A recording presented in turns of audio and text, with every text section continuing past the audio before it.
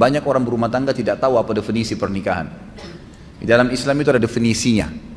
Pernikahan dalam Islam adalah penyatuan dua lawan jenis anak Adam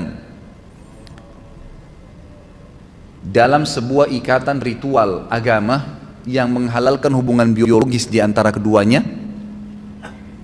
serta menyatukan antara kedua keluarga, kedua pasangan, suku dan negara. Itu definisinya. Saya bagi menjadi 3 potongan. Pernikahan dalam Islam adalah penyatuan antara dua anak Adam, dua jenis, ya, dua lawan jenis dari anak Adam, laki-laki dan perempuan. Dari definisi ini keluar, tidak boleh nikah sesama jenis, nggak ada homoseksual, nggak ada lesbian. Adanya laki-laki dan perempuan, murni, laki-laki full, perempuan full, semuanya. Yang tengah-tengah nggak diterima dalam Islam. Banci, lesbian, homoseksual nggak ada dalam Islam, ditolak semua, dosa besar, hukum. Nggak boleh, penyakit. Nabi SAW menyuruh seorang banci yang pernah duduk di sekitar para sahabat, lalu Nabi SAW dengar, lalu Nabi mengusir, mengatakan keluarkan orangnya dari Madinah, dianggap penyakit, nggak boleh ada. Kemudian dari anak Adam, berarti tidak boleh seseorang muslim menikah kecuali kepada manusia, tidak boleh nikah sama jin, nggak boleh melampiaskan biologis dengan hewan, sama manusia. Dalam satu ikatan ritual agama yang menghalalkan hubungan biologis di antara mereka.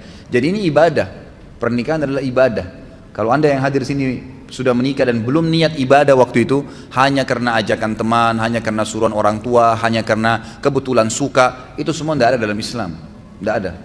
Pernikahan harus jelas dari awal niatnya karena ibadah, sehingga suka dukanya kita bisa laluin.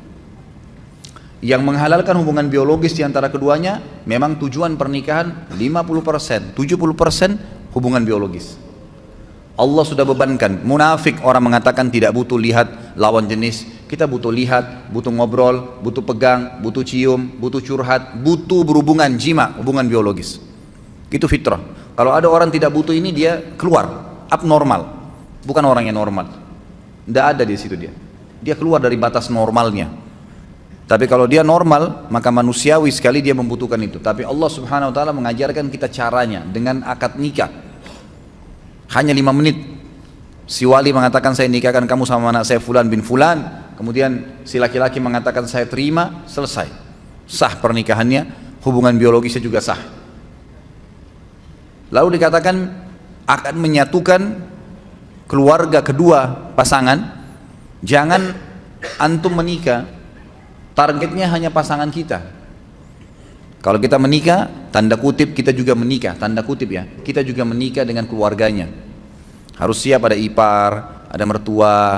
Banyak orang ribut sama mertuanya, ribut sama iparnya, karena dia tidak siap. Dia cuma mau pasangan hidupnya saja, eksklusif. Iparnya datang gak dibukain pintu. Suaminya mau bakti sama ibunya, cemberut. Dosa dia. Gimana caranya? Hukum syar'i tidak bisa diubah. Ini bukan hukum rimba, hukum Allah pencipta langit dan bumi. Laki-laki tetap wajib bakti sama orang tuanya sampai dia mati, dianya mati. Kalau orang tuanya mati atau hidup, tetap wajib dia bakti. Tidak boleh istri menjadi penghalang suaminya untuk ketemu ibunya, bakti, ngantarin makanan, ziarah kuburnya kalau mati. Nggak boleh, haram. Dia harus dukung. Banyak istri bangkang dalam poin ini, sampai seorang anak berani bangkang dengan orang tuanya. Bahkan saya tahu ada kejadian di Jakarta, karena istrinya nggak suka, tadinya dia belikan rumah ibunya di sebelah rumahnya, dipindahin ibunya. Durhaka sama orang tua. Sampai ulama mengatakan kalau ada seorang anak laki-laki menikah, kemudian dia biarkan ibunya duduk di belakang, istrinya di depan, dia durhaka itu. Itu namanya, durhaka. Kecuali ibunya yang minta. Tidak boleh. Dan ini wanita harus paham nih. Nggak bisa. Kalau wanita seperti ini diceraikan, halal dalam agama Islam. Dia menjadi penyebab si anak putus dengan orang tuanya, halal diceraikan, nggak boleh. Lain kalau perempuan yang memang menikah suaminya nomor 1. Sama anda juga sebagai laki-laki, tahu perempuan ini pada saat menikah dia punya orang tua, dia punya anak, dia punya saudara, kita punya ipar, harus bisa datang ke rumah, bertemu. Ustadz, mertua saya cerewet, nggak apa-apa, cobaan. Enaknya hidup nggak mau ada cobaan, gimana caranya? Harus ada cobaannya. Ada orang dicoba di pasangan hidupnya, di mertuanya, di iparnya, di anaknya, di tetangganya. Banyak, harus ada cobaan. Kalau nggak ada cobaan, hidup kita datar terus, nggak ada seninya kehidupan ini. Nggak ada seninya, dan manusia nanti tidak akan keluar. Potensi seseorang akan keluar kalau cobaan ada. Kita akan muncul ide-ide untuk mencari jalan keluar pada saat kapan? Cobaan ada. Bayangkan kalau hidup kita datar terus nggak ada cobaannya, nggak bakal keluar potensi kita. Allah SWT datangkan cobaan itu untuk mengorek, mengeluarkan potensi yang ada. Emang begitu. Hadapin, pecahkan. Ya, kan? Pahala sabar didapatkan kapan? Pada saat cobaan datang. Kalau cobaan tidak ada, gimana bisa? Nggak mungkin. Ya, kan? Istri kita hidup 20 tahun di rumah tangganya sama orang tuanya dengan pola tertentu, cara makan, cara tidur, cara berpakaian. Kita pun hidup 30 tahun di ayah dan orang tua kita dengan cara makan, cara hidup dan seterusnya. Lalu kemudian disatukan, tiba-tiba mau bisa baik semuanya? Nggak bisa. Pasti ada penyesuaian.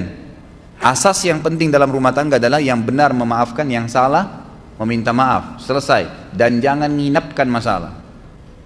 Jangan pernah nginapkan masalah. Clearkan pada saat itu. Salah minta maaf, saya perbaikin. Kembali kepada hukum Allah, patokannya agama Allah. Benar salah itu di mata Allah SWT, bukan di mata individu. Banyak orang laki-laki lemah, begitu istrinya marah sama dia, gara-gara dia pergi ke ibunya, langsung dia, ya sudah saya nggak usah ke ibu deh kalau begitu. Daripada saya ribut sama istri saya. Subhanallah. Dudukkan istri Anda. Kamu tahu nggak hukum agama saya wajib bakti dengan ibu saya? Durhaka saya kalau nggak kesana. Kamu pun berdosa kalau kamu lakukan ini. Memang harus begitu. Jangan malah salah di sini, kendor. Harus jelas ya. Kalau perlu seorang istri sokong, kamu ke ibumu, ayo saya temenin. Kapan ke ibu, kapan ke ayah. Berikan sokongan. Kemudian dalam pernikahan juga ada tujuan, teman-teman sekalian, harus ada tujuan. Tujuan pertama itu perluasan hubungan. Memang itu tujuannya. A'udzubillahi minasyaitonirrajim, ya ayuhan nas, inna khalaqnakum min dzakarin wa untha wa ja'alnakum syu'uban wa qabaila lita'arafu inna akramakum innallaha yatqakum. Hai manusia, kami ciptakan kalian bersuku-suku dari laki-laki dan perempuan, dan kami jadikan kalian bersuku-suku, berbangsa-bangsa. Itu variasi Allah kasih, semua kan dari Adam dan Hawa ya. Kenapa ada orang Arab, ada orang Melayu, ada orang bule, ada orang Afrika, suku-sukunya banyak? Ya Allah sengaja buat variasi itu untuk kalian saling kenal, mengenal. Kata ulama tafsir, dengan pernikahan tahu tradisi makanan ini, pakaian ini, terusnya. Ada tujuan. Orang yang melangkah kepada sebuah perbuatan tanpa tujuan, maka tidak sampai kepada target yang dia inginkan. Ada orang masuk ke mall, nggak ada tujuannya, nggak ada sesuatu. Dia nanti kacau balau itu. Belanja sembarangan, beli makanan sembarangan, habisin uang percuma, buang-buang waktu, nggak ada tujuan. Nggak bisa. Dalam Islam harus ada tujuan. Saya ke masjid, mau sholat, tujuannya sholat, jangan pikirin yang lain, udah. Lagi mau belanja sesuatu di pasar, memang tujuannya beli sayur, beli tempe, beli segala, beli itu. Ibu-ibu jangan singgah beli daster. Nggak boleh, harus tujuannya jelas. Kalau enggak kemana-mana tuh nanti. Tujuan harus ada. Kita kerja di satu perusahaan, tujuannya ada target. Orang kalau cuma sekedar ya kebetulan supaya saya kerja deh, nggak bakal meningkat prestasinya, nggak bakalan. 10 tahun begitu terus jabatannya. Tapi kalau ada tujuan saya masuk di sini apa nih? Kelas tertingginya dalam target di perusahaan ini apa? 1, 2, 3, 4, 5 jenjangnya. Target saya 2 tahun saya sudah harus sampai di tingkat yang kelima. Harus ada target. Nggak bisa, dan itu dengan tujuan kita masuk ke situ. Tujuan berumah tangga ada. Perluasan hubungan. Kita akan kenal keluarga istri, keluarga suami, jaringannya lebih luas. Yang kedua, tujuannya itu keturunan. Kalau ada laki-laki yang melamar akhwat di belakang sana bilang, saya mau nikah sama kamu tapi nggak mau punya anak ya, tolak langsung. Nggak ada ceritanya itu. Tujuan pernikahan dari mana kita bisa mendapatkan keturunan? Allah SWT jadikan hubungan biologis itu satu-satunya jalan untuk berlanjut generasi manusia. Yadzra'ukum fi, kata Allah. Dengan pernikahan itu Allah jadikan kalian berkembang biak di situ. Memang begitu, tujuannya ada.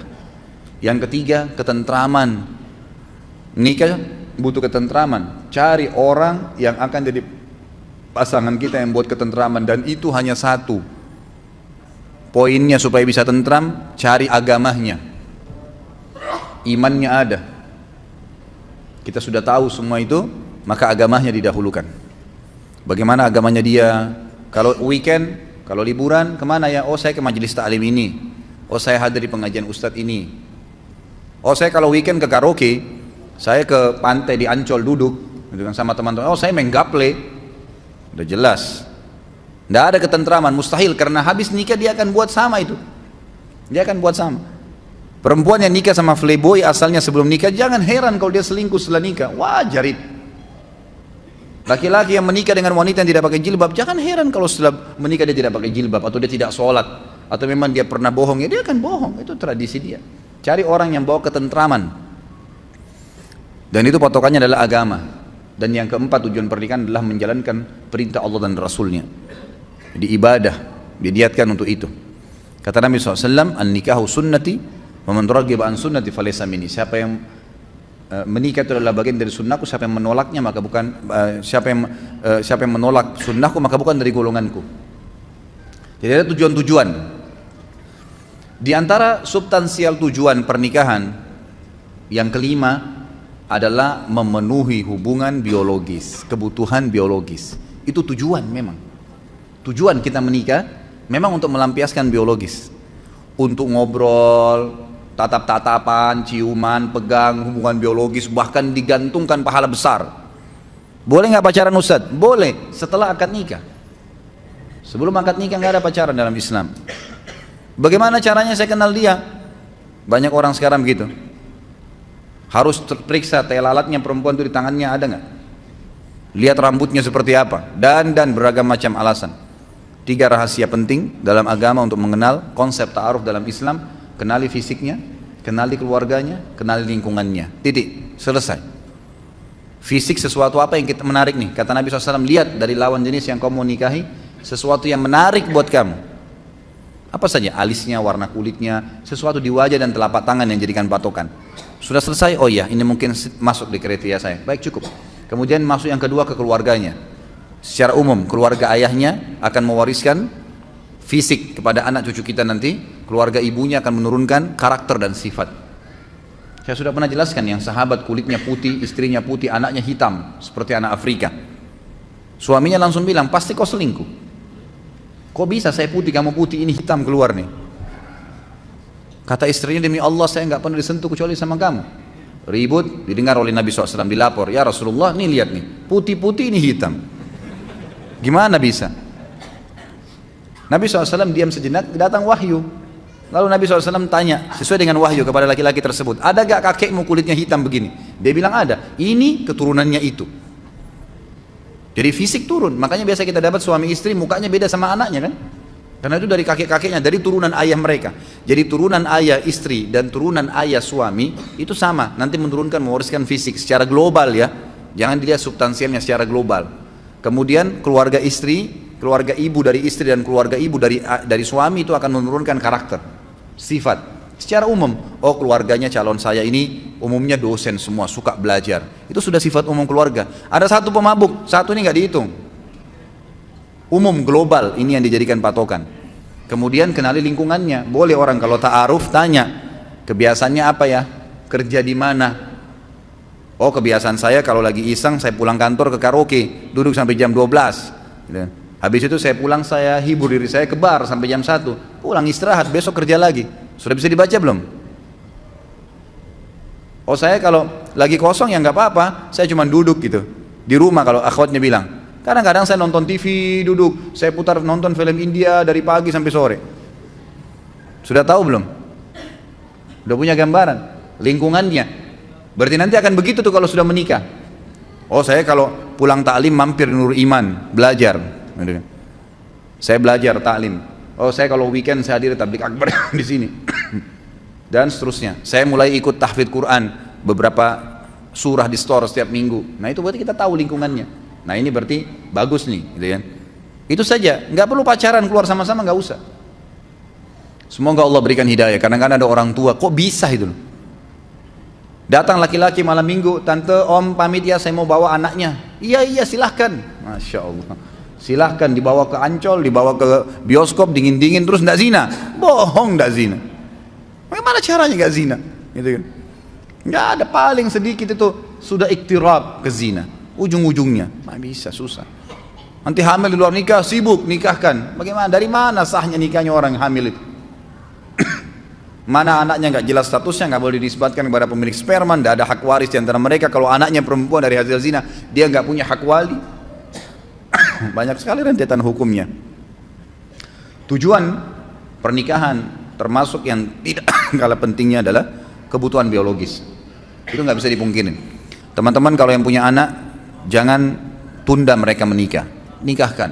Karena kadang-kadang subhanallah fitnah terjadi.